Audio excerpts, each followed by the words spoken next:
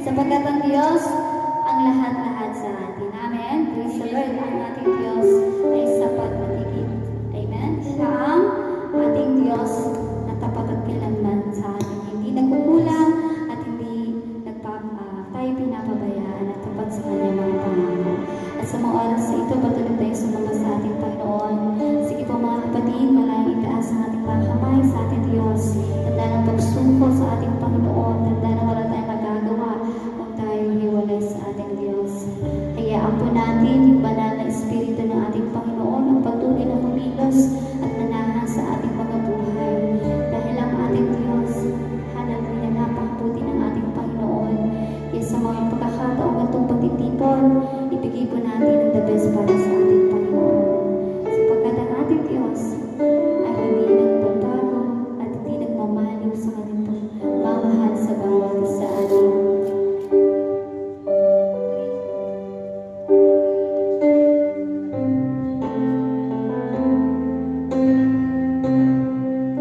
Praise the Lord. Sabi nga po, no? Kahit anong pagsubok ang dumating sa ating mga buhay, tayo patuloy na manalig at kumapit sa ating Panginoon.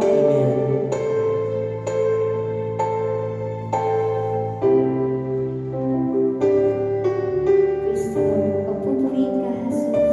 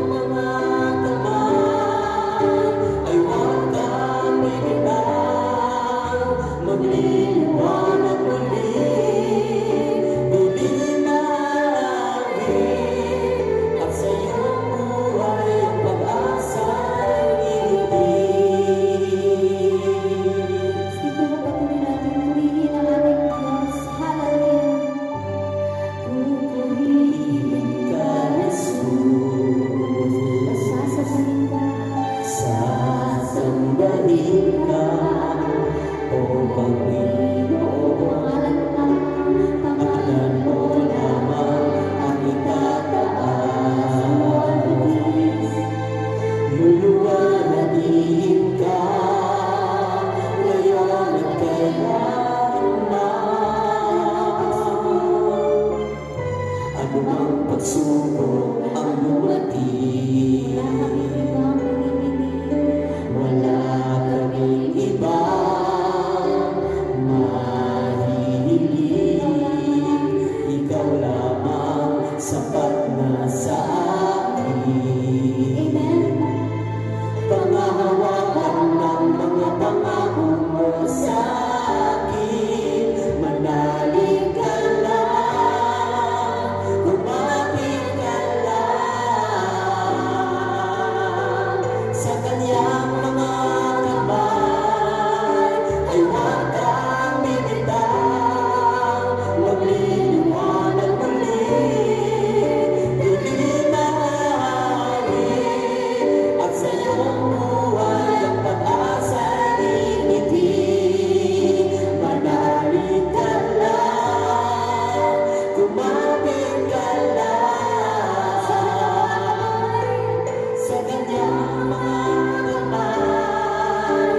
Ay huwag kang bibitaw, magliliwanag muli, dilim ang langit, at sa iyong buhay ang pag-asa'y iibigin.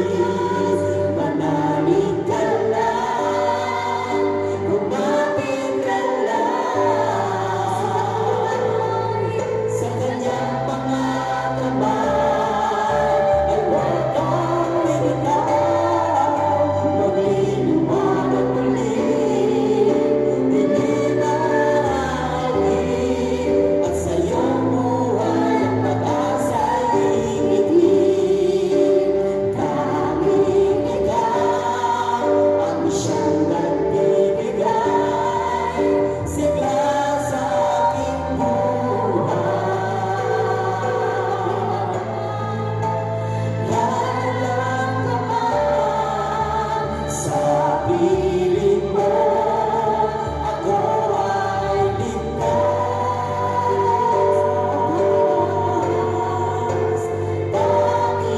Panginoon, panghahawakan ko ang lahat ng iyong mga pangako.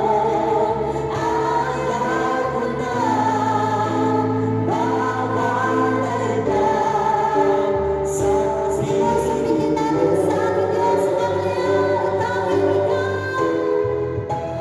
Tanging ikaw ang siyang nagbibigay sigla sa aking buhay.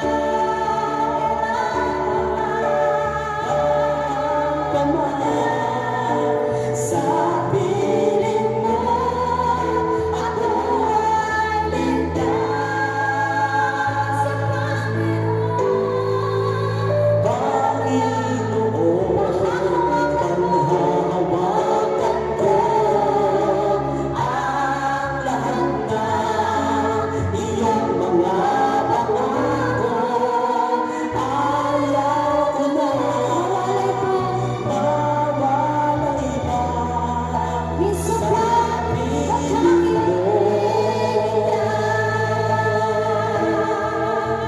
Tanging ikaw ang siyang nagbibigay sigla sa aking buhay. Walang paman sa piling mo, ako ay ligtas. Panginoon, panghahawakan ko ang lahat ng iyong mga pangako.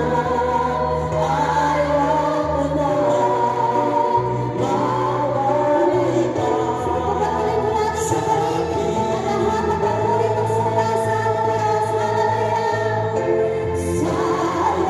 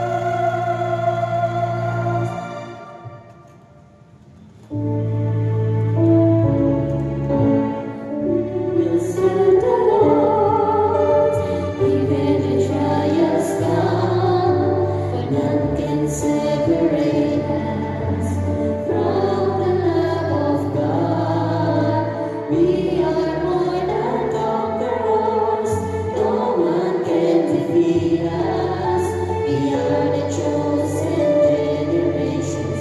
We are the sons of God. We will serve the Lord. We will serve the Lord.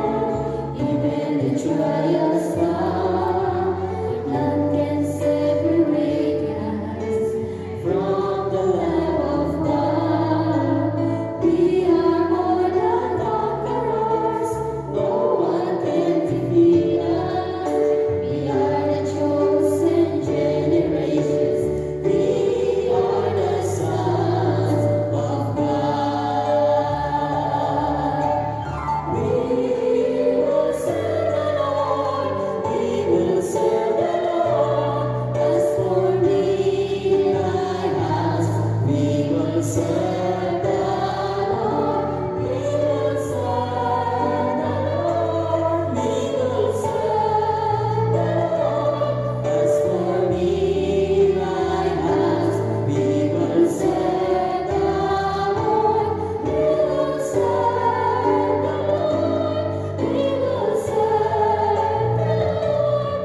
As for me and my house, we will serve the Lord. As for me and my house, we will serve the Lord. As for me and my house, we will serve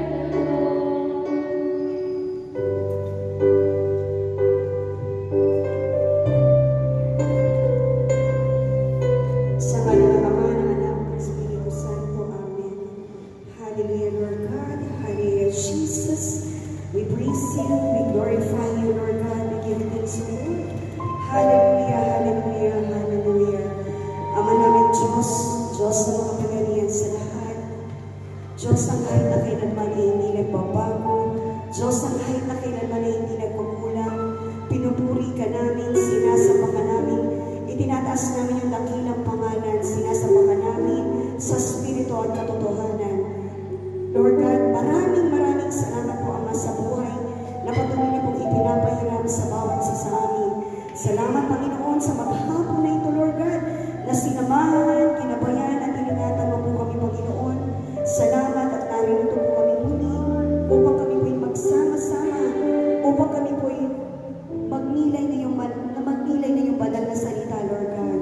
Salamat, Panginoon, sa patuloy po na pagpapala, sa biyaya, Panginoon, na patuloy namin tinatanggap. Bagamat, Panginoon, hindi kami karapat-dapat sapagkat kami makasalanan. Kaya naman dalangin namin, Ama, pakalinisin mo po, Lord God, ang bawat sulok ng aming puso. Pakalinisin mo po kami mula ulo hanggang talampakan, Panginoon, upang maging karapat-dapat kami sa pagdulog namin sa iyo ngayong gabi. Patawarin mo po kami, Panginoon, sa aming mga nagawang kasalanan, sa isip, sa salita at sa gawa, sa aming mga pagkukulang, Panginoon. Lord, patawad po, Panginoon. Ganon din po, Lord God, ang aming pagpapatawad sa mga taong nagkasala at nagkamali sa amin. Alam namin naman na napakabuti mo, sapagkat anuman po ang aming sitwasyon sa kasalukuyan, ay lagi kang naririyan upang kami po ay pagpalain. At sino man po may karamdaman ay iyong paggagalingin sa mga oras na ito. Ang mga may pagsubok, Lord God, ibigay niyo po sa kanilang kalundasan sa pakikinig pa lamang ng iyong mga salita. Dalangin namin naman iyong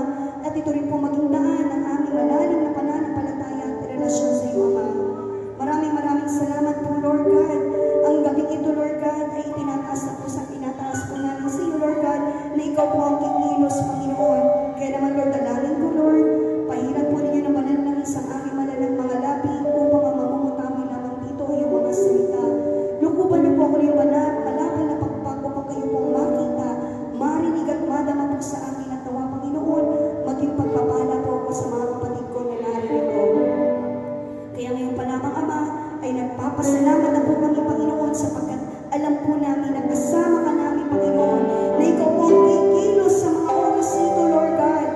Inaangkin na po namin, Panginoon, ang iyong katagumpayan. Tagumpay ka ngayong gabi, Panginoon, sa pangalan ni Jesus. At ibinabalik namin sa iyo, Lord God, walang iba kundi papuri, pasasalamat, pagluwalhati at pagdakila. To God be the highest glory, in Jesus' name we pray. Amen and amen. Sa ngalan ng Ama, ng Anak, ng Espiritu Santo. Amen at amen. Pangako mo'y aming panghawakan.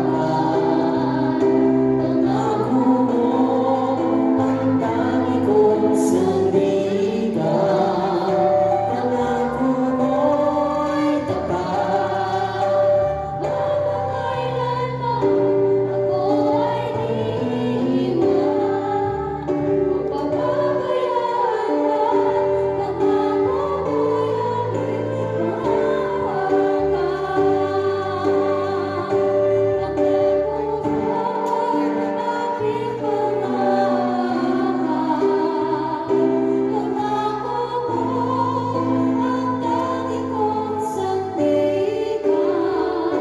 Pangako mo'y tapat.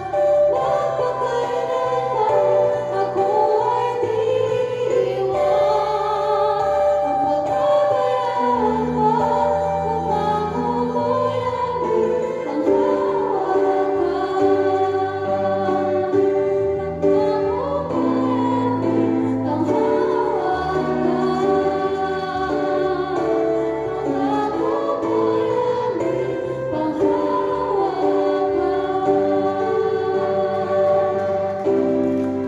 Praise God. Manatili po tayo nakatayo upang pagbibigay galang po sa mabuting balita ng ating Panginoon. Ang mabuting balita ng ating Panginoon ayon kay San Lucas, Kabanata 12, talata 49 hanggang 53.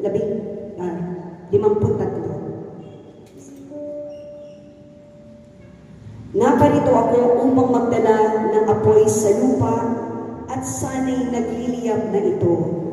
May isang bautismo na dapat kong danasin at ako'y napapagabag hanggang hindi ito nagaganap. Akala ba ninyo'y naparito ako upang magdala ng kapayapaan sa lupa? Sinasabi ko sa inyo, hindi kapayapaan ang dala ko, kundi pagkabahabahagi. Mula ngayon, ang 5 sa isang sambahayan ay mahahati, 3 laban sa 2 at 2 laban sa 3. Ang ama laban sa anak na lalaki at ang anak na lalaki laban sa ama. Ang ina laban sa anak na babae at ang anak na babae laban sa ina. Ang binang babae laban sa manugang na babae at ang manugang na babae laban sa binang babae. Ang mabuting balita ng ating Panginoon. Pinupuri ka namin, Panginoong Jesucristo. Hallelujah! Praise God! Praise Jesus! Palakpakan po natin ang ating Panginoon, yung pinakamalakas na papuri. Palakpakan na may kasamang Amen! Palakpakan na may kasamang Praise the Lord! Palakpakan na may kasamang Hallelujah! Hallelujah! Praise God! Praise Jesus! Sige po, magsipo na po kayo mga kapatid. Hallelujah! Thank you, Lord God. Isang mapagpalang gabi po sa inyo lahat, mga kapatid. Parang hina ata. Nadala ata ng panahon, ano po? Malamig, umuulan, ano po? Sige po, ulitin po natin. Isang mapagpalang gabi po sa inyo lahat, mga kapatid. Amen. Isang mapagpalang gabi, mapagpalang araw ito, mga kapatid. Kasi narito tayo muli upang magnila ng salita ng Diyos. Amen po. Pagnilayan natin ang kanyang mensahe, ito po ay hindi nagkataon.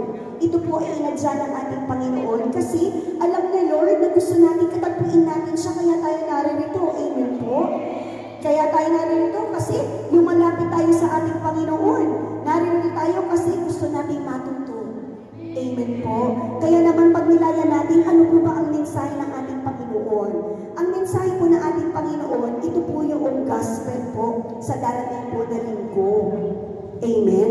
Ito po yung gospel o ito po yung magiging ebanghelyo po sa linggo. Ano po ba yung mensahe? Kung maaalala po ninyo doon po sa ating binasa, ang mission daw po ng ating Panginoong Yesus, naparito daw siya upang magdala ng apoy. Diba? Sabi niya, ako'y naparito upang magdala ng apoy dito sa lupa. Bakit po ba apoy? Ang apoy daw po ay nagsisimbolo ng paglilinis, kalinisan, pagbabagong anyo. Amen? So parang yung pinapanday yung bakal, alam niyo po ba yung panday? Parang si FPJ, di ba po yung pelikula? So yung pinapanday po, yung bakal daw po, ito daw po ay nagiging mainit kapag tinatapat sa apoy. Kapag ito daw po ay naging mainit, ito daw po ay nagbabago, nahuhulma sa kung anong man nais natin gawin dun sa bakal. Amen? Dahil yan sa apoy. Ganon din daw po tayo, mga kapatid.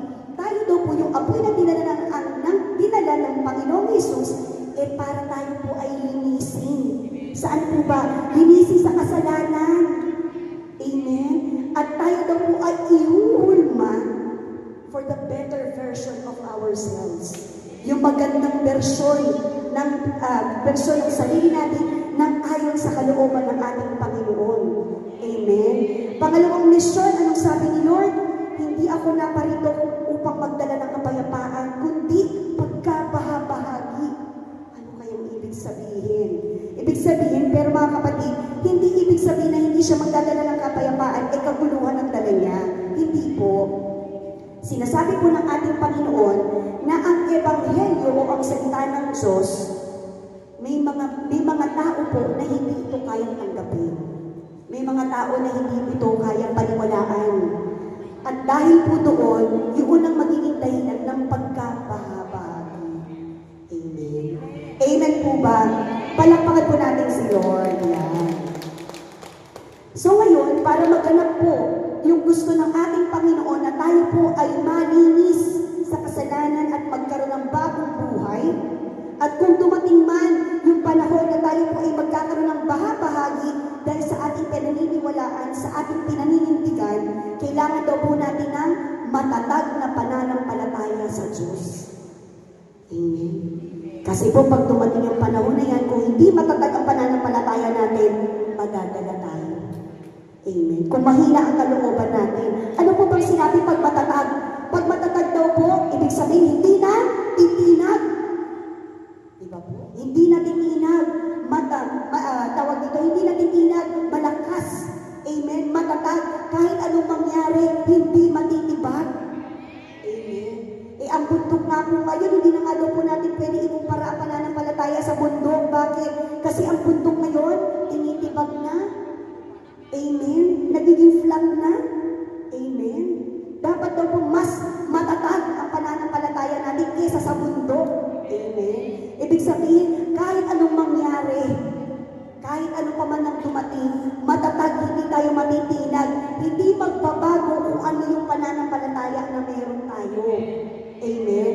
So ngayon, bakit po ba kailangan natin ng matatag na pananampalataya? Ibig sabihin, gusto ng Panginoon na magkaroon tayo ng matatag na pananampalataya kasi mahalaga ito sa buhay natin. Mahalaga ito sa buhay natin mga anak ng Diyos. Ngayon ang tanong, bakit nga ba mahalaga ang may matatag na pananampalataya sa Diyos? Ibig sabihin mga kapatid, kapag tayo daw po ay may matatag na pananampalataya sa Diyos, meron po tayong pagpapala at biyaya na matatanggap. Amen. Palakpakan natin si Lord. Pag sinabi po kasi na pagpapala, ang pagpapala daw po ay bunga ng mabubuting gawa natin. Amen. Pero ang biyaya, si Lord lang ang pwedeng magbigay. Amen. Siya lang yung pwedeng magbigay. So ngayon, ano po ba, bakit daw po ba mahalaga ang may matatag na pananampalataya? Una, nagbibigay ng lakas sa gitna ng pagsubok. Siyempre, pag may matatag ka na pananampalataya, kahit anumang pagsubok ang dumating dyan, maliit man o malaki, kayang-kaya mapagtagumpayan. Kasi bakit? Matatag yung pananampalataya mo eh. Amen? Di ba nga po mga kapatid, walang exempted sa pagsubok sa buhay. Lahat po tayo dadanasin natin yan. Amen po. Lahat tayo mararanasan natin yan. Maliit man, malaki, unexpected man, or expected man natin, darating at darating yan. Pero kung tayo daw po ay may matatag na pananampalataya, kaya natin magtagumpay. Amen? Palakpakan natin si Lord. Bakit mahalaga? Pangalawa, bakit mahalaga ang may matatag na pananampalataya sa Diyos? Kasi gabay sa mabuting asal at desisyon. Kapag meron daw tayong matatag na pananampalataya, tinuturuan tayo na yung magiging desisyon natin sa buhay natin ay yung tama. Amen. Kapag matatag ang pananampalataya natin, alam natin ang tama at ang mali. Dahil sa matatag na pananampalataya natin, kaya natin umiwas sa paggawa ng kasalanan. Kaya natin kaya natin umiwas para gumawa ng masama. Amen. Kasi bakit? May pananampalataya kayo, matatag ang pananampalataya mo sa Diyos eh. Amen po. Kung may mga bagay na napupush ka o itinutulak ka na gumawa ng hindi maganda, pero dahil matatag ang pananampalataya mo sa Diyos, hindi mo yung gagawin. Tatalikuran at tatalikuran mo yon. Amen? Kasi may matatag kang pananampalataya. Amen? Palakpakan natin si Lord. Pangatlo, bakit nga po ba mahalaga ang may matatag na pananampalataya? Nagpapatibay ng relasyon sa Diyos at sa kapwa. Amen. Ano po ba ang utos ng ating Panginoon? Nasa Mateo chapter 22 verses 37 to 39. Ibigin mo ang Diyos ng buong puso mo, buong isip mo at buong kaluluwa mo, sapagkat yan ang pinakamahalagang utos. Ano po ang pangalawa? Ibigin mo ang iyong kapwa gaya ng iyong pag-ibig sa iyong sarili. Hindi po natin kayang gawin yan kung wala tayong matatag na pananampalataya. Kasi may makita lang tayong konti na hindi maganda sa kapwa natin, ay malamang magre-react tayo. Pero dahil meron tayong matatag na pananampalataya sa Diyos, naniniwala tayo sa Kanya, at alam natin ang utos ng Diyos, kahit yung hindi ka ibig-ibig, kaya natin ibigin. Kahit hindi ka mahal-mahal, kaya natin mahalin. Amen? Kasi diba, matatag yung pananampalataya natin eh. Naniniwala tayo na Lord, itong kapitbahay namin na kahit nagpapatain ng aso sa tapat ng bahay namin, mahal ko yan. Amen? Kaya niyo po ba yun? Kaya niyo po ba yun? Yung nagpapatain sa harapan ng paano. Tapos yung video iniihian, hindi man lang bubuhusan. Pero sabi ni Lord, di ba? Mahalin daw natin ang ating kapwa. Magagawa natin yan kung meron tayong matatag na pananampalataya sa Diyos. Amen. Praise the Lord. Pang-apat na kahalagahan ng pagkakaroon ng matatag na pananampalataya sa Diyos, nagbibigay ng layunin at direksyon sa Diyos. Sa picture, one way lang. One way with Jesus. Amen. Ibig sabihin, kapag meron daw tayong matatag na pananampalataya sa Diyos, nauunawaan natin ang ating layunin. Amen. Nauunawaan natin, ano po ba ang direksyon ng buhay natin? Saan pa talaga tayo pupunta? Ano po ba ang nais nating kahantungan?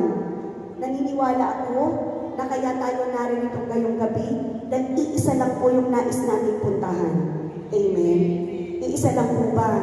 Sino po ba ang nais pumunta sa langit, itaas ang kamay? Paano po yung mga hindi nagtaas? So, saan po ang gusto? Amen.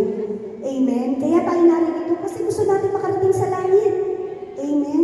Kasi gusto natin makasama ang Panginoon sa pagdating ng araw, di ba? Sa araw ng kamatayan, gusto natin nasa piling tayo ng Panginoon. Isipin niyo po mga kapatid, wala naman po tayo ibang kakahantungan kundi kamatayan. Lahat po tayo ay darating doon. Hindi natin alam kung kailan, hindi natin alam kung anong oras, anong panahon, kung paano. Amen po. Pero, dahil napakahirap, isipin po natin, napakahirap na ng buhay nito sa lupa, kailangan ba dun sa kabilang buhay? Mahirap pa din. Amen. Pero dahil sa pagkakaroon natin ng matatag na pananampalataya sa Diyos, ang kakapitan natin, yung direksyon na gusto lang natin, si Lord lang ang gusto ko. Ito lang, paninindigan ko to, ito lang ang gusto ko. Yung buhay na walang hanggan sa piling ng Ama sa langit. Amen? Yun ang gusto natin na layunin natin eh. Amen? At matutupad yan at magagawa yan kapag tayo ay magkakaroon ng matatag na pananampalataya sa ating Panginoon. Amen? Palapakan natin si Lord. Panglima, ang kahalagahan. Bakit mahalaga ang pagkakaroon ng matatag na pananampalataya sa Diyos? Panglima, nagpapalalim ng espiritual na kamalayan. Napaka-peaceful nga naman ano yung picture, ano? Amen. Kapag nagpapalalim, pag malalim na daw po, pag may natatag tayo ng pananampalataya, pinapalalim natin yung spiritual na kamalayan natin. Ibig sabihin, gising tayo. Gising yung pananampalataya natin. Aware tayo sa ating pananampalataya. Ibig sabihin, positibo lang po ang lagi nating nasa isip. Amen. Hindi na natin ini-entertain sa buhay natin yung mga negativity. Amen.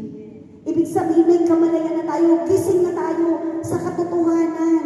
Alam na natin ang tama, alam natin ang dapat natin gawin. Kaya kailangan lagi tayong positibo.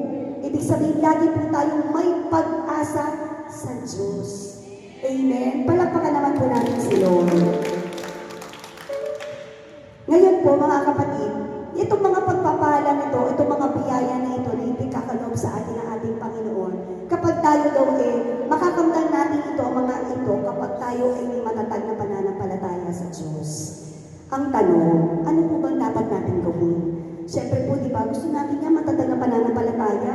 Yung kapag may pagsubok ka sa buhay mo, hindi ka madadala, hindi ka mapapanghinaan ng loob, kasi matatag yung pananampalataya mo. Kahit ang hirap na, kahit magsasakripisyo ka na, okay lang. Kasi bakit matatag yung pananampalataya mo eh. Meron kang inaasahang Panginoon eh. Amen? So paano po ba natin na makakamtan? Ang tanong, paano makakamtan ang matatag na pananampalataya sa Diyos? Una, paninindigan ang katotohanan ni Kristo. Paninindigan. Amen. Alam niyo po na pinaginilayang ko to, alam niyo po ba yun, challenging para sa ating mga nakakakilala at naglilingkod sa ating Panginoon. Talaga nga ba pinaninindigan na natin si Kristo sa araw-araw nating buhay? Amen. Kahit kalit-kalit ang bagay, pinaninindigan ba natin si Lord? Pinaninindigan ba natin si Kristo? Kasi sabi di ba po sa Lucas chapter 12 verse 49, naparito ako upang magdala ng apoy sa lupa at sa nililiyab na ito. Ibig sabihin po mga kapatid, ang katotohanan daw po, tayo ay nilinis na sa kasalanan ng ating Panginoon. Kaya nga tayo narito kasi ibig sabihin, tinanggap na natin si Jesus sa buhay natin. Amen. Sige po, tanongin niyo po yung katabi. Kapatid, nagbago ka na ba? Ano po ba ang sagot? Amen? Diba? Binago na tayo ni Lord eh. Amen? Lahat po tayo, wala po dito walang lumang buhay. Lahat po tayo dito ay may lumang buhay. Kaya nga po luma na eh. Amen? Palakpakan natin si Lord. Ibig sabihin, meron na tayong bagong buhay. Nilinis na tayo sa kasalanan ng ating Panginoon. Ngayon, ang tanong, nung nilinis tayo, namulat na tayo sa katotohanan ni Kristo, ang tanong, kaya ba nating panindigan? Kaya ba nating panindigan? Sabi nga po, di ba? Sa 1 chapter 14 verse 6, sumagot si Jesus, ako ang daan, ang katotohanan at ang buhay. Walang makakapunta sa Ama kundi sa pamamagitan ko. Amen. Gusto natin pumunta sa langit, pero namumuhay ba tayo sa katotohanan? Namumuhay ba tayo ng ayon sa kalooban ng ating Panginoon? Amen. Ibig sabihin po mga kapatid, kapag tayo daw po ay namumuhay sa katotohanan, at namumuhay tayo na tinanggap natin si Jesus sa buhay natin, sinusunod natin ang kanilang kalooban. Sumusunod tayo sa utos ng Diyos. Amen. Nagiging totoo tayo sa harapan ng Diyos. Tandaan natin mga kapatid, kung tayo ay hindi nagiging totoo sa kapwa natin, hindi natin natatakot yan sa Panginoon. Kasi alam na yan. Siya ang nakakakita ng lahat. Amen. Kung nagiging tapat man tayo sa Kanya o hindi, nagiging totoo o tapat tayo sa Kanyang salita, isinasabuhay ba natin ang salita ng Diyos? Kung hindi tayo nagiging tapat, alam niya yan. Kung tayo na po ay nagiging sumasalungan sa katotohanan, o nagiging matigas ang ulo, nagiging pasaway, alam din ni Lord yan. Kung sa tingin natin na yung kapwa natin, hindi nila nakikita yun, kita-kita yan ni Lord. Amen po. Sabi nga po, di ba mga kapatid, sa Lucas chapter 6 verse 46, bakit ninyo ako tinatawag ng Panginoon, gayong hindi naman ninyo tinutupad ang sinasabi ko? Amen. Kung kaya natin panindigan si Jesus, si Kristo sa buhay natin, susunod tayo sa kanyang kalooban. Kaya tanungin niyo po ang inyong katabi, kapatid, nagpatawad ka na ba? Ano po ba ang sagot? Amen. Palakpakan natin si Lord. Amen. Sabi kasi ni Lord, nagpatawad tayo sa mga taong nagkasala, nagkamali sa atin. Utos sa Lord. Ang tanong, nagpatawad na ba tayo? Amen. Pero dahil tinanggap meron tayo matatag na pananampalataya, paninindigan natin ang katotohanan ni Kristo, magpapatawad tayo. At sabi din naman niya ni Lord, di ba, kapag hindi daw tayo nagpatawad, hindi rin tayo patatawarin ng Panginoon. Eh sino ba naman tayo para hindi pa humingi ng tawad sa Diyos? Eh makasalanan din tayo eh. Marupok tayo, mahina tayo, nagkakamali tayo. Amen. So paano tayo papatawarin? Kung hindi rin tayo nagpapatawad. Dapat magsimula sa atin, magpatawad tayo sa mga nagkasala sa atin. Lalo na kung yan yung kasalanan na napakatagal na. Amen. Kasi kung meron ka ng matatag na pananampalataya, ipapaubaya mo na yan kay Lord eh. Amen. Patatawarin mo, hindi yung pinatawad ko na siya pero hindi ko naman makakalimutan. Anong klase pagpapatawad ko? Amen. Pwede po, magpapatawad ka, ang hindi mo makakalimutan, yung aral. Amen. Yung aral na naidulot, nung sakit na naidulot sa'yo. Pero yung hindi mo kakalimutan na habang buhay, wala, hindi pagpapakita ng matatag na pananampalataya yan. Hindi yan pagpapakita na lubos natin tinanggap si Jesus. Kasi utos eh, ibig sabihin, nagiging masawayin tayo. Amen po. At kapag tayo daw po ay naninindigan sa katotohanan ni Kristo, dapat daw po hindi tayo pumapanig sa kamalian. Hindi tayo pumapanig sa kasinungalingan. Sabi po yan, no? Colossians chapter 3 verse 9, huwag kayong magsisinungaling sa isa't isa. Tingnan nyo nga po yung katabi. Hindi ko naman po sinabi sinungaling yan. Sabi ko lang po, tingnan nyo lang naman po. Huwag kayong magsisinungaling sa isa't isa, sapagkat hinubad na ninyo ang dati ninyong pagkatao, pati ang mga gawa nito. Lumang pagkatao daw po yun eh. Di ba nilinis na tayo ng apoy na dala ng Panginoon. So dapat, namumuhay na tayo sa katotohanan. Amen? Namumuhay na tayo sa katotohanan, hindi na natin tinotolerate, hindi na tayo nagsisinungaling. Nagiging tapat na tayo, hindi lamang sa sarili natin, hindi lamang sa kapwa natin, higit sa lahat sa Panginoon. Amen? Isa pa nga po, tungkol sa kasinungalingan. Huwag kayong gagawa ng anumang pahayag na walang katotohanan. Huwag kayong magsisinungaling para lamang tulungan ng isang taong may kasalanan. Amen. Huwag daw po pala natin pagtatakpan yung mali. Yun ang sinasabi ko. Huwag daw tayong magsinungaling para lamang tulungan ng isang taong may kasalanan. Ibig sabihin mga kapatid, kung halimbawa sa pamilya natin, malapit sa puso natin o mga mahal natin sa buhay, halimbawa, nagsasama sila ng wala pong kasal, mali po yun. Dapat hindi daw natin tinotolerate. Pagkus nilalapit natin sila sa Panginoon. Amen.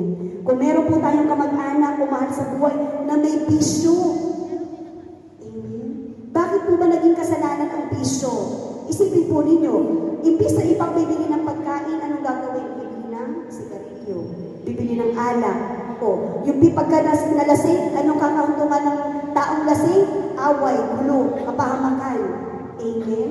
Dahil sa kalasingan yan. Kaya yan nagiging kasalanan, yung bisyo. Ano pa po ba? Sugal. Diba? Bakit? Kasi sa kagustuhan mo kumita ng maraming pera, magsisinungaling ka na, manluloko ka na. Bakit? Kasi gusto mo mapagbigyan yung sarili mo eh. Dahil kasi nagsusugal ka na eh. Amen. Sa kagustuhan mo papagbigyan yung gusto ng sarili mo, ng gusto ng katawan mo. Amen. Kaya siya nagiging kasalanan. Amen. Ngayon, kung meron po tayo sa pamilya natin o kakilala natin, sabi wag daw natin pagtakpan. Amen. Ipanalangin natin sila, ilapit natin sila sa Panginoon, tayo po ang maging daan upang makilala nila ang Diyos. Ngayon, kapag hinarap natin sila, kailangan paninindigan natin si Kristo. Amen. Palakpakan natin si Lord. Pag hinarap natin sila, dahil meron tayong matatag na pananampalataya sa Diyos, kaya natin panindigan ang katotohanan ni Kristo. Amen. Sabi po ito po ang paalala. Ito ay paalala na ang bagong buhay kay Kristo ay hindi dapat sinasamahan ng kasinungalingan o pagtatakip ng mali. Kung alam mo may kasinungalingan, ang matatag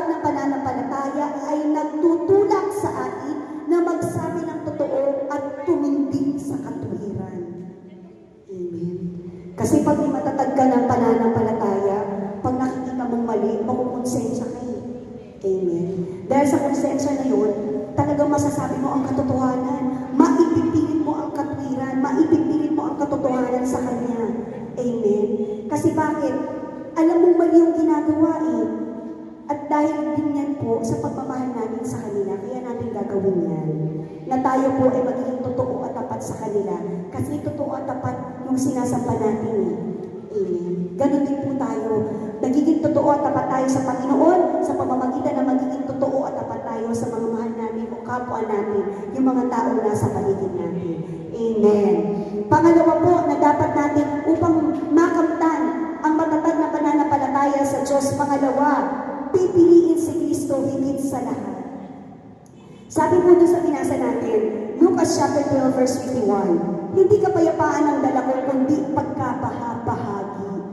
Sabi ko nga po kanina, hindi po kaguluhan ang dala ng Panginoong Yesus. Dahil po ang Ebanghelyo, ang salita ng Diyos ay katotohanan. Dahil ito ang katotohanan, may mga tao po o may mga tao sa paligid natin na hindi kayang tanggapin ang katotohanan. Maaari hindi nila paniniwalaan, maaari hindi nila sinusunod, maaari hindi sila naniniwala dito na ang mangyayari, magkakaroon ng pagkakabahagi. Amen. Example po, halimbawa sa isang pamilya, lahat po kayo sa buong pamilya nyo ay naglilingkod kayo, pero sa magkakaibang sekta. May kakilala po ako niyan. Amen. Meron pong lingkod, katoliko, meron pong hindi, pero buong pamilya sila na naglilingkod sa Panginoon sa pamamagitan nga lang ng iba-ibang sekta. Amen. Dahil bakit? Depende sa kanilang paniniwala. Depende sa kanilang pananampalataya. Amen. Kaya nagkakaroon ng pagkabahagi. Amen po. Ang sabi po sa Mateo chapter 16 verse 24, sinasabi ni Jesus sa kanyang mga alagad, sino mang nagnanais sumunod sa akin ay kailangan itakwil ang kanyang sarili, pasanin ang kanyang krus at sumunod sa akin. Sabi po, di ba mga kapatid, pipiliin si Kristo higit sa lahat. Ibig sabihin po mga kapatid, sa anumang sitwasyon, anumang panahon, anumang pagkakataon, lagi nating pipiliin ang panig ni Kristo. Amen. Palapakan natin si Lord. Siyempre kasi, di ba mga kapatid, iisipin natin, ano bang kalooban ng Diyos? Ano po bang kalooban ng Panginoon? Ito ang papanigan ko. Amen. Hindi yung mali, kundi yung tama. Amen. Kasi hindi naman tayo iniligaw ng Diyos eh. Amen. Hindi naman niya tayo idadalhin sa kapahamakan eh. Di ba po? Kaya ang lagi daw natin pipiliin. Ngayon, para magawa daw natin na piliin lagi si Kristo, ang sabi daw po, kailangan natin itakwil ang sarili natin. Ibig sabihin po, hindi na natin pinapriority kung ano ang gusto natin. Hindi na natin iniisip parati na, paano naman ako? Dapat para sa akin, para ako, wala nang ako. Dapat daw po, tinatalikuran natin yan at pipiliin natin yung paglakad ng pamumuhay ni Kristo na nandito siya sa lupa. Amen. So, ibig sabihin, pag pinili natin si Jesus, itatakwil natin ang sarili natin, tatalikuran natin ang sarili natin, andyan na tayo ay magiging mapagpaba, mapag-unawa, mapagbigay. Bakit? Kasi yun ang pamumuhay ni Kristo eh. Amen. Mapagmahal siya. Siya ang unang umibig sa atin. Bakit? Ibinigay niya na yung sarili niyang buhay para sa atin eh. Amen. So, ibig sabihin, kung si Jesus ay naging mapagmahal, dapat daw tayo din. Si Jesus ay naging mapagkumbaba, tinalikuran niya ang sarili niya, naging mapagkumbaba siya. Bakit? Kahit siya ay Diyos ng mga Diyos, pero bumaba pa rin siya sa lupa. Namuhay siya ng parang sa tao. Amen. Pero hindi niya iginiit sa tao sa paligid niya na, anak ako ng Diyos. Makapangyarihan ako sa lahat. Never. Kasi bakit po? Meron siyang kababaang loob. Amen. Palapakan natin si Lord. Isa pa, inahandog niya yung buhay niya. Marami siyang isinakripisyo niya yung oras, yung panahon niya. Para magpagaling. Ipahayag ang salita ng Diyos. Ipahayag ang Ebanghelyo. Kahit na sinasaktan na siya, kinukunsya na siya, pinaninindigan niya, di ba po? So dapat ganun din daw po tayo. Pinipili natin lagi si Kristo sa buhay natin. Hindi na natin iisipin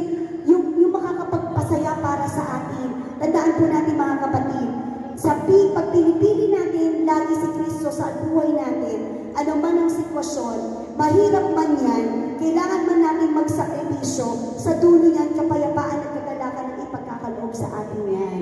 Amen? Kasi bakit? Kampante tayo eh. Payapa tayo na kalooban ni Kristo. Ang sinunod ko, namuhay ako, pinili ko yung panig ni Kristo. Wala ako ibang panananigan. Kahit anong magsabihin ng iba, itong mga karismatic na ito, para mga baliw, amen. Hindi tayo matitinag yan. Amen. Kasi bakit? Pinipili natin si Kristo, pinipili natin sampayin siya, purihin siya, kaya kahit ano man ang sabihin nila, oo, baliw na baliw kami sa Panginoon. Amen. Palapakan natin si Lord. Ayon po sa Mateo chapter 10 verse 37, ang umiibig sa kanyang ama o ina ng higit sa akin ay hindi karapat-dapat sa akin. Ang umiibig sa kanyang anak ng higit sa akin ay hindi karapat-dapat sa akin. Paalala po pala ito talaga sa atin ng Panginoon, ano?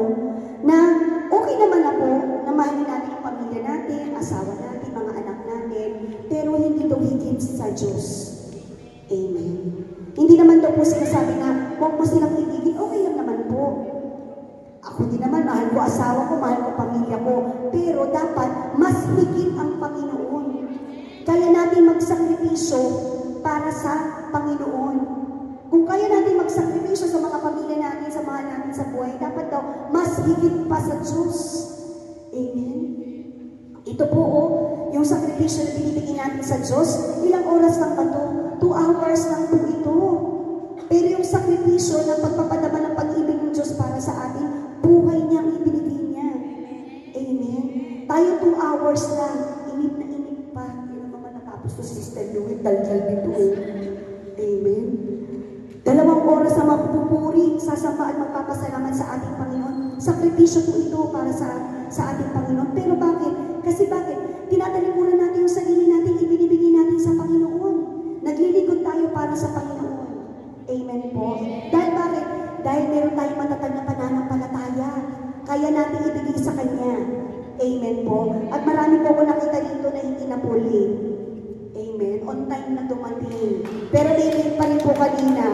Siguro sila sister na alala yun, no, yung late ano last time. Kung naalala nyo yun, nandito ako. Amen po. Sakripisyo para sa ating Panginoon. Maliit lang na bagay po ito kung titingnan ng iba. Pero para sa Panginoon, napakalaking bagay nito. Amen. Palakpakan natin si Lord. At saka tapat naman si Lord sa bawat sakripisyo ibibigay natin sa Kanya. Di ba po sabi naman ni Lord, Numbers 23:19, ako hindi sinungaling ng katulad ng tao. Pag sinabi ko, ginagawa ko. Kapag ipinangako ko, tinutupad ko. Amen. Palakpakan natin si Lord. Kaya yung mga ngiti dyan sa mga labi na yan, yaan ebidensya na tayo ay patuloy na pinagpapala ng ating Panginoon. Hindi lamang po sa material na bagay, kundi lakas, kalusugan, amen, nakakapalakpak, nakakasayaw, amen, pagpapala yan galing sa Panginoon. Amen po. Bakit? Kasi tinatalikuran natin yung sarili natin para sa Kanya. Gusto natin sumambad, magpuri at magpasalamat sa Kanya. Amen po. Paalala daw po, ang pagpili kay Kristo, higit sa lahat, ay hindi po ito isang beses na desisyon. Ibig sabihin, pag sinabi daw pala natin yan, pinili ko si Kristo, hindi lang daw po pala natatapos doon. Ito daw po ay araw-araw na pagpili. Siyempre po, sa dinami-dami ng desisyon natin sa buhay natin, araw-araw, oras-oras, maya-maya, kailangan natin mag-decide. Amen. Pero dapat daw po pag tayo ay nag-decide, pinipili natin si Kristo. Sa bawat saloobin, salita at kilos, piliin natin siya. Ang pagpili kay Kristo ay hindi lamang madali. Totoo po, hindi madali. Challenge po, kung palagi natin pipiliin ang ating Panginoon. Ngunit ito ang pinakamahalagang desisyon tungo sa buhay na may layunin, kapayapaan at walang hanggang pag-asa. Amen. Hindi ko naman din po sinasabi na perfecto po ako. Wala naman po perfectong tao. Amen. Lahat naman po tayo. Pero, pag nakikita ng Panginoon na tayo po ay nagsusumigasi, talagang pinagsusumikapan natin na masunod ang Kanyang kalooban, na lagi natin pipiliin si Kristo anuman ang sitwasyon. Amen. Kakalundan tayo ng ating Panginoon. Dahil nakikita Tandaan natin mga kapatid, iba ang counter natin. Iba yung kwentahan natin sa kwentahan ng Panginoon. Amen. Dahil pa nagkwenta si Lord, maliit na bagay, counted yan. Amen. Pangatlo, manalangin palagi para makamtan ang matatag na pananampalataya sa Diyos. Palagi daw tayong mananalangin. Sabi po sa 1 Thessalonica chapter 5 verse 17, palagi kayong manalangin. Diretso, palagi daw tayong mananalangin. Pag tayo po ay nananalangin sa ating Panginoon, tayo po ay nakikipag-usap sa Diyos. Constant prayer. Walang sawang pananalangin sa Panginoon. Ito daw po yung magiging bond natin. Ito yung magiging connection. Ito yung magiging connection natin sa ating Panginoon, yung pananalangin natin. Sabi nga po ni Brother Ding, kilala niyo po si Brother Ding, ang sabi niya, kalimutan mo nang kumain, huwag lang ang manalangin. Amen. Dahil kapag nananalangin po tayo mga kapatid, nagpapatatag yan ang pananampalataya natin. Kapag tayo po ay nananalangin, nagkakaroon tayo ng kalakasan ng loob. Amen. Kaya naman po tayo narito kasi lahat tayo dumaan sa matinding pagsubok. Amen. Dahil po dyan sa pagsubok na yan, kaya tayo ay narito. Lumapit tayo sa Panginoon, kaya naman wag po natin hahayaan na maputol ang koneksyon natin sa Panginoon sa pamamagitan ng walang sawang pananalangin sa Kanya. Amen. Palapakan natin si Lord. Siyempre, hindi lamang daw po pananalangin ng ating kahilingan. Ang pananalangin lang daw po, hindi naman daw po ito yung hingi lang tayo ng hingi.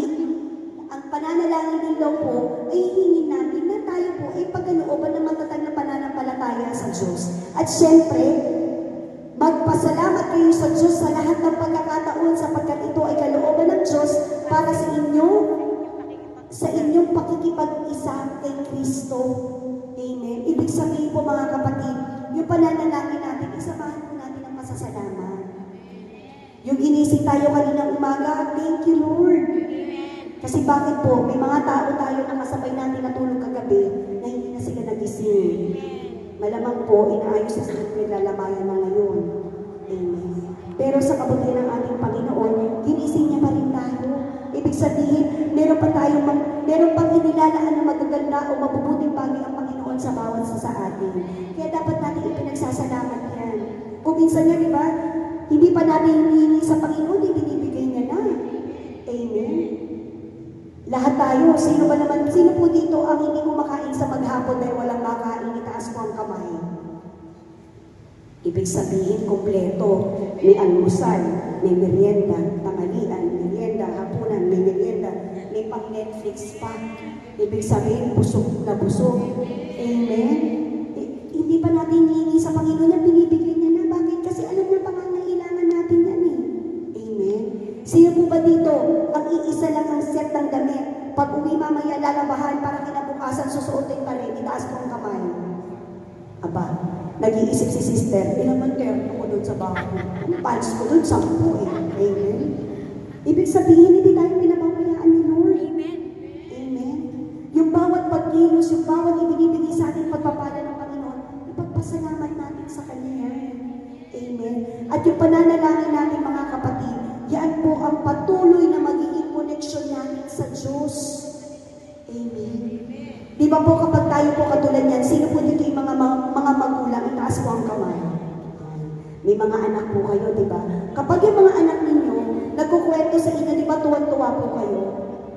Kahit yan ay yung kwento niya, hindi nyo na maintindihan yung kwento, dahil ganda bulol-bulol na, tuwang-tuwa pa rin kayo. Amen. Kapag nagsusumbong sa inyo ang mga anak ninyo, tuwang-tuwa pa rin kayo. Bakit? Kasi involved kayo sa buhay ng anak ninyo eh. Ganun din po sa Panginoon. Kahit ano pang sabihin natin sa Kanya, magsumbong pa tayo na magsumbong sa Kanya, ibigay pa natin yung bigat na nararamdaman natin, okay lang sa Panginoon. Masaya pa siya. Bakit? Kasi wala tayong ibang nilalapitan kundi siya. Wala tayong ibang inaasahan kundi siya. Amen? Kundi ang Panginoon. Hindi tayo umaasa sa iba. Kung ano man yung nararamdaman natin, Lord, alisin mo to, ang sakit. O kaya naman, Lord, pinati ako ng crush ko. Amen? Kahit anong pwede natin sabihin sa Kanya, bakit? Kasi hindi niya tayo i-judge. Amen? po na nangyayari sa atin, idaan natin sa panalangin sa ating Panginoon. Amen po. At yan po ang magiging constant. Yan po yung magiging bond natin. Mighty bond. Dikit na dikit tayo lang sa Panginoon. Di ba po? Kasi alam natin mga kapatid, pag hiwalay tayo sa Panginoon, wala po tayo magagawa. Amen? Kaya patuloy po tayo mananalangin sa ating Panginoon. Patuloy po natin siyang kakausapin. Hindi lamang po yung hindi lamang po pagising sa umaga, bago kumain, magpasalamat sa Diyos. Amen? Naglalaba. Amen? Ako po sa totoo lang po, kada may kakausapin kasi po, frontliner po ako, araw-araw napakarami ko po taong kinakausap. Hindi ko po sila kilala. Merong masungit, may mabait, may suplada, may maldito, may lahat po. Lahat ng tao. Lahat po ng tao na bawat ko kausapin, tinutulog ko talaga kay Lord. Lagi ko sinasabi sa kanya, Lord, hindi ko siya kilala pero kilala mo siya. Hindi ko kaya ipuin ang puso niya pero kaya mo. Amen. Ipuin mo yung puso niya, bantayan mo rin ako, buksan mo yung isipan ko para maging maayos yung pag-uusap namin, magkaunawaan po kami. Amen. Palapakan natin si Lord. Minsan kasi, di ba, meron tayo nakakasalamuha, nakakapag-iksi na talaga ng PC. Ano po, kahit napakahaba na ng PC mo, parang umiiksi. Pero sabi ni Lord naman, haba lang. Amen. Dasal tayo kay Lord. Lord, bigyan mo pa ako ng mahabang pangunawa. Bigyan mo pa ako ng mahabang pagpapasensya. O kaya naman kapag makulit na po, Lord, di ba nakangiti ka sa Kanya, ang kulit niya na, Lord, okay na po, Lord. Diba? Yung gano'n. Okay sa akin. Nagiging totoo ako kay Lord eh. Lord, makulitan na po ako. Alisin mo to, Lord. Palitan mo to ng pangunawa. Amen. Pananalangin sa Panginoon, hindi lang ibig sabihin na may kailangan lang tayo. Lord, thank you. Ngayong gabi, nagpapasalamat ako sa Panginoon. Bakit? Kasi sinamahan niya ako. Nag-commute po ako mag-isa. Alam niyo po mga kapatid, hindi naman po sa pinagyayabang ko. Ikukwento ko lang po sa inyo. Dahil ako po, simula po ako nagtrabaho. Hindi po ako nagtrabaho sa malayo. Ako po yung taga Makati. So yung trabaho ko, Makati lang, Mandaluyong, Maynila, andun lang po sa paligid ko. Hindi po ako nahihirapan. Ibig sabihin, hindi po ako nagko-commute. Kaya alam niyo po mga kapatid, yung unang-unang punta ko po dito, sobrang blessing po talaga sa akin ng Panginoon. Yung dalangin ko, abot-abot ang langit ng panalangin ko kasi unang-una, first time ko pumunta sa Caloocan. Hindi po ako nakakarating dito. Yung unang-unang punta ko po dito, hindi ko matandaan kung kailan, yun yung unang-unang tungtong ko sa Caloocan.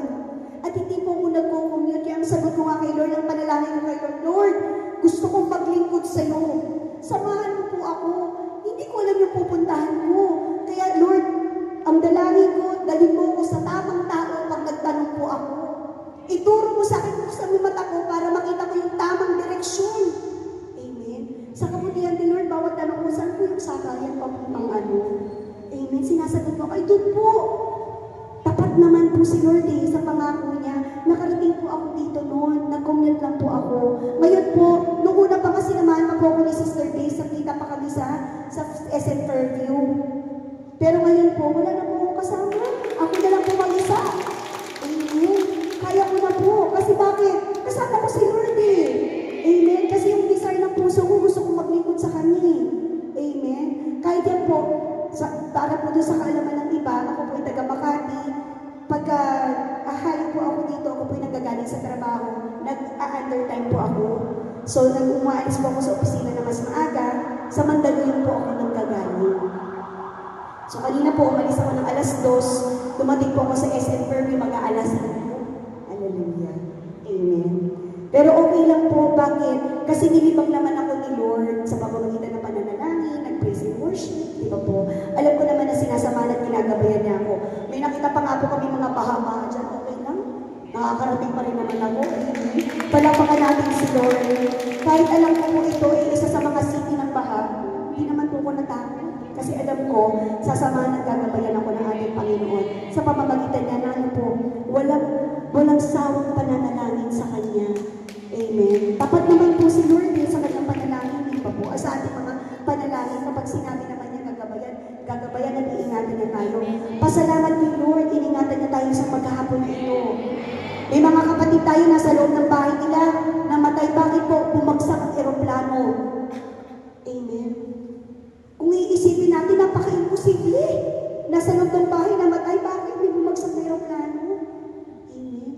Pero dahil sa atin, nandito tayo ngayon, nakangiti, tumatawa, pumapalakpak, nagpupuri sa Panginoon, ipapasalamat natin ang bakit iningatan tayo sa maghapon na ito. Amen. Praise the Lord. Ang pananalangin ay mahalagang hakbang upang makamtan ang matatag na pananampalataya. Pananalangin daw po upang maging matatag. Kasi bakit?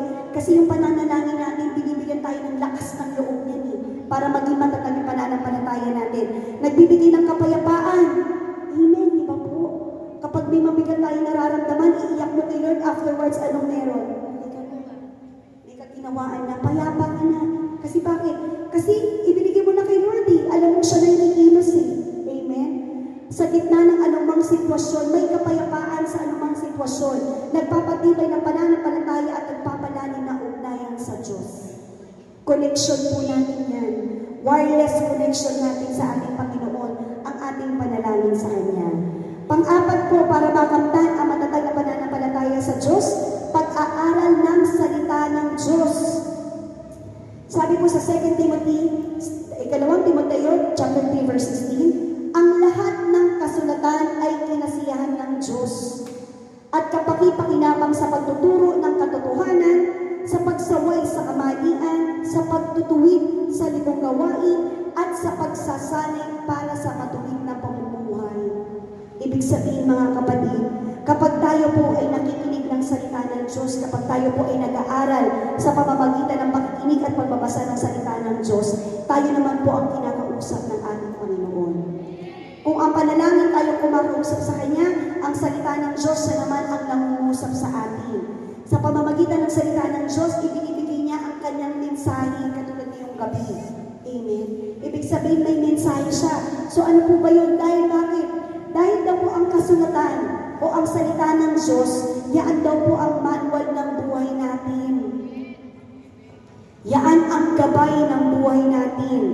Kapag tayo po ay dumadaan sa pagsubok o meron tayo hindi dapat gawin, tingnan niyo po, subukan po ninyo, makikita niyo po ang kasagutan nasa Biblia po, nasa salita ng Diyos.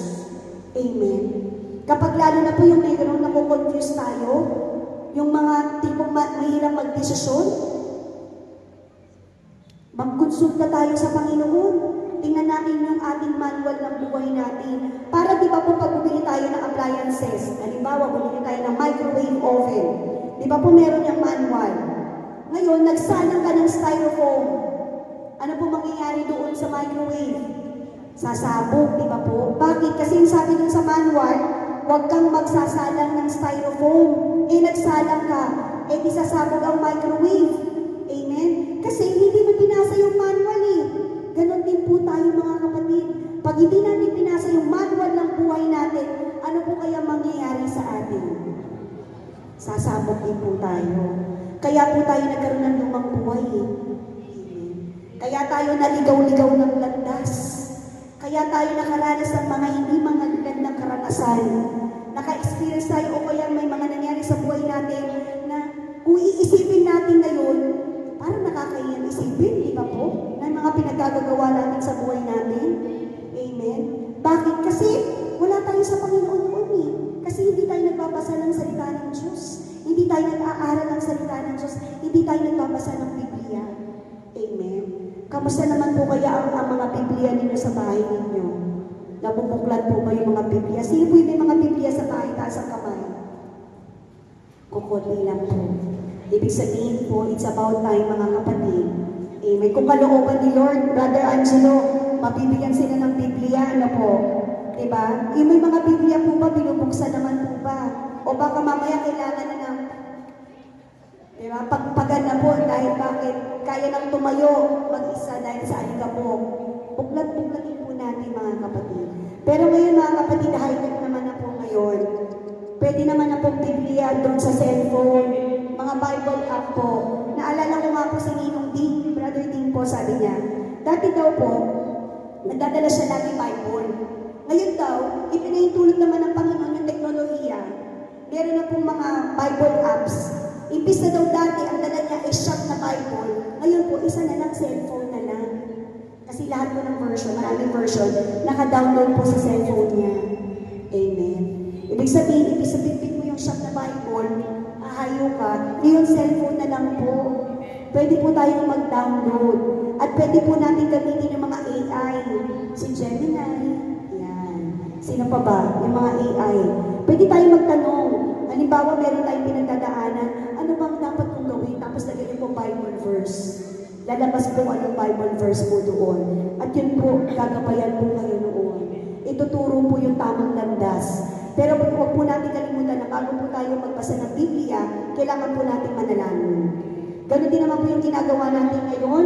Ito po yung ginagawa natin na nakaupo tayo ngayong gabi. Nagninilay tayo ng salita ng Diyos. Kasi bakit po? Gusto natin matuto. Nag-aaral tayo ng salita ng Diyos. Amen. Isa pa pong pamamaraan ng pag-aaral ng salita ng Diyos, yung banal na misa. Amen. Yung mga pahayag po ng mga pare, di ba po, yung homily po, yan naman din po ay mensahe ng ating Panginoon na sila naman po ang ginagamit. Ngayong gabi po, yung mensahe ni Lord, sa Kanya po ito nanggagaling. Hindi naman po ito sa akin. Ginagamit lamang po ako ng Panginoon upang ipahayag. Kasi ako din naman po sa sarili ko po mga kapatid, nag-aaral pa rin po ako. Amen. Nakikinig pa rin po ako ng salita ng Diyos. Nagbabasa pa rin po ako kasi kailangan ko pa rin mag-aral. Kailangan ko pa rin. Kasi hindi ko naman po sinasabing alam ko lahat eh. Hindi po. Amen. Wala po akong alam. Hindi po ako marunong. Pero dahil sa kagustuhan ko maglingkod sa ating Panginoon, siya po yung nangungusap sa atin. Siya po ang nangungusap sa atin upang ipahayag namin ang kanyang salita. Ginagamit niya lamang po kami kasi gusto namin magpaggamit sa Kanya. Amen. Kami lamang po ay nagiging bibig ng ating Panginoon. Amen. Ang salita ng Diyos ay salamin ng ating puso. Salamin daw po pala ng ating puso yung salita ng Diyos. Dahil inilalantad nito ang ating tunay na kalagayan, mga motibo, pag-iisip at damdamin na kadalasan hindi natin namamalayan. Hindi upang husgahan, kundi upang ituwid at patuhin. Di ba po kapag tumitingin tayo sa salamin, nakikita natin ano ba talaga yung totoong itsura natin? Amen. Kapag meron tayo nakikita na dumi o bahid, ano po ginagawa natin? Nililinis, di ba po? Itinatama natin yung mali kapag nakikita natin. Amen. Ganun din daw po sa Panginoon. Ganun din daw po pala ang salita ng Diyos ay parang salamin ng puso natin. Alam niyo po, di ba minsan, hindi ko po alam kung na-experience po ninyo, depende po sa pakiramdam niyo po sa isang araw. Kapag nagbasa po kayo, halimbawa isang Bible verse po binasa mo na masama ang loob mo, iba po ang dating sa inyo. Pero pag masaya ka, binasa mo pa rin yung same po, kapareho pa rin na Bible verse, iba pa rin ang pakiramdam mo. Amen. Kasi bakit po? Buhay ang salita ng Diyos. Kahit ilang beses na natin naririnig ng paulit-ulit yung Bible verse na yan, ilang beses na natin binabasa yung Bible verse na yan, sariwa pa rin, iba pa rin ang dating. Iba pa rin ang mensahe sa bawat pagbasa natin sa Kanya. Amen po. Ganun din daw po, parang salamin ng ating puso. So, ibig sabihin, hindi naman daw po para sabihin sa atin na yung kanyang kamalian natin eh. Kung hindi, para baguhin natin. Amen. Kasi nakikita natin sa salita ng Diyos na, ay, pag nabasa natin, ay, mali pala ako. Sabi doon sa Bible, wag daw, ako yun. Ibig sabihin, dapat itama natin. Amen.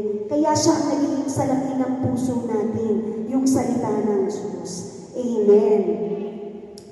At panglima po, para makamtan ang salita, makamtan ang matatag na pananampalataya sa Diyos, paglilingkod sa kapwa.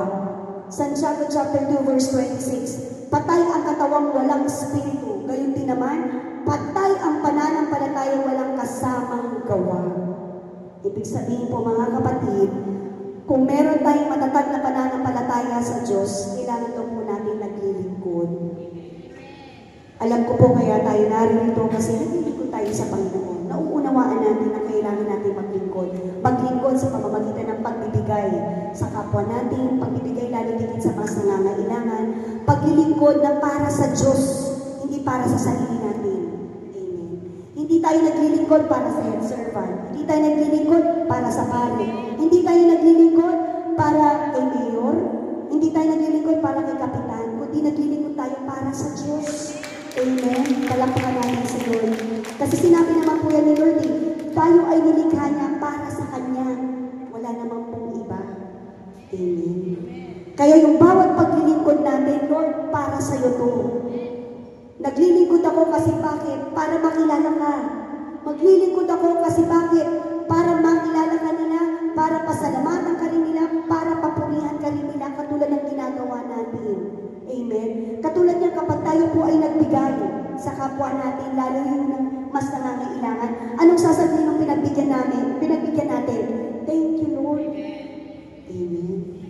Kapag meron tayong binigyan na unexpected, hindi niya inaasal na meron sa matatanggap na biyaya, anong sasabihin niya? Napakabuti talaga ng Lord. Amen.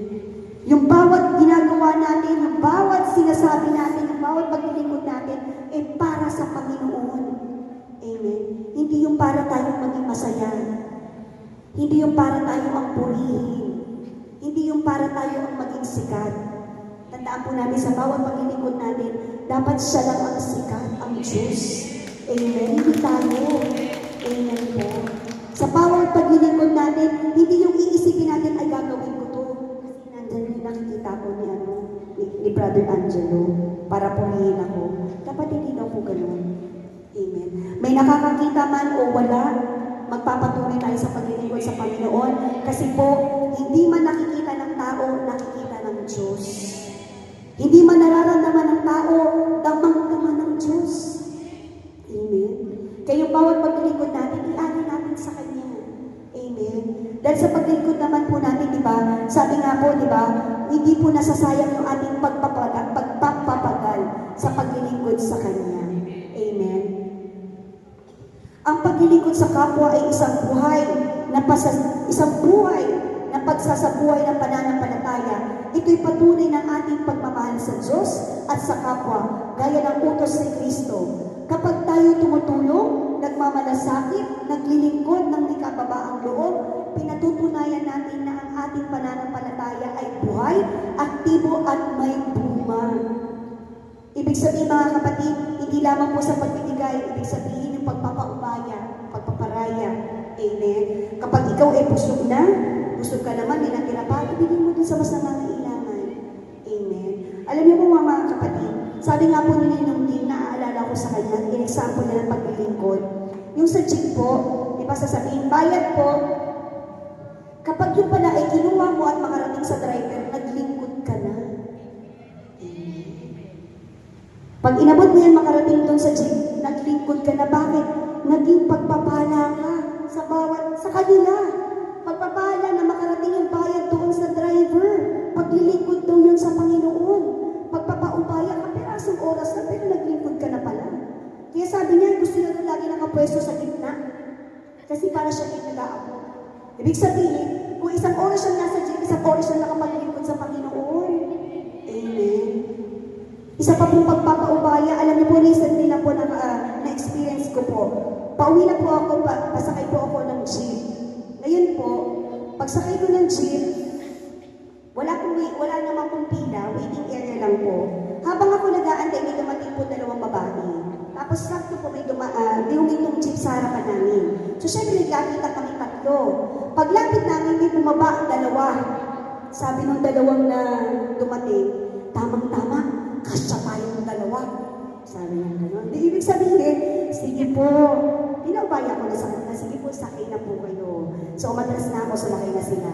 Hindi pa po, ilang minuto lang po ang nakalipas, may paparating na jeep, pero nakita ko po, may ulo, ibig sabihin nakasabi, puno na. Pero kuminto sa harapan ko. Pag ito, ibig sabihin may bababa, may bumaba po, isa lang. Ibig sabihin yung para doon na sa nakasabit. Pero alam niyo po kung anong nangyari. Sabi po na nakasabit, sige po, sakay na po kayo. Pagpapaubaya. Nagpaubaya ako dahil naglilingkod ako sa Panginoon. Nagpaubaya ako. Naglingkod ako sa kanila. Ibinalik sa akin ng Panginoon. Amen. Pinagpaubaya rin para sa akin. Amen. Maliit na bagay. Pero naglingkod na rin ako sa Panginoon. Isipin po ninyo, kung ipinilit ko yung sarili ko, nauna ako sa inyo. Ano kaya ang nangyari? Iginiit ko yung sarili ko na, mas nauna ako sa inyo, maiwan yung isa sa inyo kung gusto nyo. Di ba po? Siyempre sa lumang buhay, gano'n po si Sister Louie. Di ba? Hindi po papaya. Di ba? Na maiiwan ako, pero hindi, dahil nalilingkod na ako kay Lord. Alam ko nang unawaan ko, maging mapagpigay at magpapaubaya tayo sa Panginoon. Amen. Alam niyo po mga kapatid, nung pinagninilayan ko po itong salita ng Diyos, nung pinagninilayan ko po itong Ebanghelyo ng ating Panginoon, doon ko po naramdaman na ang bigat po pala ng responsibilidad kapag tayo po ay naglilingkod sa Panginoon. Amen. Pero, hindi naman po tayo dinala ng Panginoon dito kung hindi niya kalooban. Sabi niya nga po, di ba, ang dinala ng Panginoon, ang tinawag niya yung mga hindi karapat-dapat. Hindi niya tinawag yung mga qualified. Ang ginagawa niya qualified yung hindi qualified para sa Kanya. Amen. Ngayon po mga kapatid, lahat tayo, sino po ba dito ang walang lumang buhay? Itaas ang kamay. Siyempre, hindi ko itataas kasi may lumang buhay din po ako. Pero dahil sa kabutihan ng ating Panginoon, gusto niya na maibalik tayo sa Kanyang piling. Nilinis tayo ng Kanyang apoy, yung apoy na dala-dala niya, nilinis niya tayo sa kasalanan. Amen. Nilinis niya tayo upang makilala natin siya. Isang taong makasalanan, na nung may dumating na matinding pagsubok, lumapit sa Diyos, nagsisi at naglingkod sa Kanya. Ganun po ang ginawa sa ating lahat, sa akin, sa ating lahat, ginawa ng ating Panginoon. Dahil doon sa ginawa niya sa ating na paglilinis niya, binigyan niya tayo ng pananampalataya sa Kanya. Kasi kumilos siya. Dahil sa pagkilos niya at paggawa niya ng mabuting bagay sa atin, ng mabuting mga bagay ipinaparanas sa atin, nagkaroon tayo ng pananampalataya sa Kanya. Pero yung pananampalataya na yun, gusto niya matatag tayo. Amen. Na kahit anumang dumating noon, pag may pagsubok, pinanghihinaan na tayo, naglulukpok na tayo, nauubos na yung oras natin sa kaiiyak, sa kaiisip. Pero dahil meron na tayong matatag na pananampalataya sa Diyos, kaya na natin mapagtagumpayan yan. Amen. Alam niyo po mga kapatid, naikwento ko na yun dito sa inyo. Di ba po ako po ay may sakit sa baga, sa lungs ko po, meron akong sugat. Ang sabi ng doktor, hindi na daw po yun nagagamot, yung sugat na yun. So may tendency po na tumugo siya, kaya bawal na po ako magbuhat ng mabigat, bawal na po ako mapagod. Laptop, dapat po hindi ako nagbubuhat, pero nagtitiwala ako sa Diyos. Lord, kailangan ko ito sa paglilingkod eh. Pagkainin mo yung bag ko. Bawal daw ako eh. Tao ang nagsabi, bawal ako magbuhat ng mabigat, pero para sa'yo, bubuhatin ko to. Gagawin ko kasi bakit? Gagawin ko siya sa paglilingkod ko sa'yo eh. Amen. At kahit yung sakit na nandiyan, hindi yan naging hadlang sa paglilingkod ko. Pero mga kapatid, kung tutuusin, pwede ko sabihin kay Lord eh, Lord, naglilingkod na ako sa'yo, ba't hindi mo akong pinapagaling? Kaya naman niya, di ba po? Kung gugustuhin ng Diyos, kaya niya akong pagalingin. Yung mga sugat sa baga ko, kaya niya hilom yan eh. Kaya niyang patigilin yung kung magduduguin, pwede niyang gawin yun eh. Pero bakit? Bakit hindi niya ginagawa yun para sa akin? Kasi, ang inisip ko, pinamusap sa akin ni Lord, baka pag pinagaling niya ako, makalimutan ko siya. Baka pag pinagaling niya ako, hindi na ako maglingkod sa Kanya. Kasi bakit? Lalakas na ako ulit eh. Kaya ko na magbuhat ulit na mabigat. Kaya ko na ulit maging mag-isa. Baka bumalik ulit ako doon sa lumang buhay ko eh. Baka mamaya mamuhay na naman ako doon sa nakabundong buhay. Ibig sabihin, nandito yung sakit ko, wala akong magagawa kung hiwalay ako sa Kanya. At higit sa lahat, wala akong maipagmamalaki sa Kanya. Kahit ano man yung meron ako ngayon, maganda man o hindi, galing sa Kanya yun.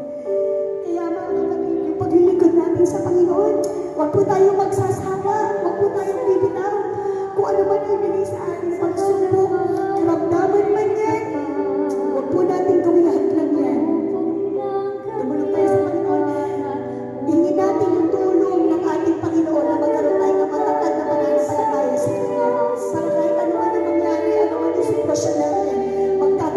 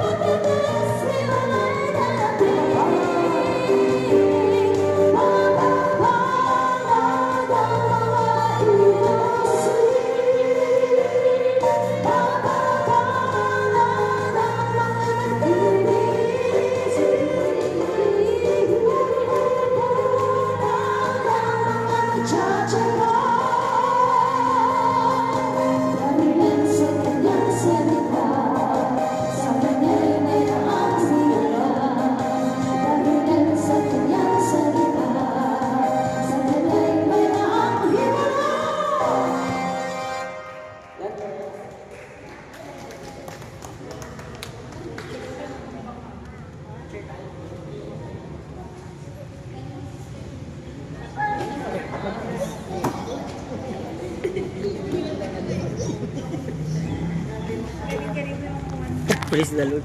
Halika picture tayo.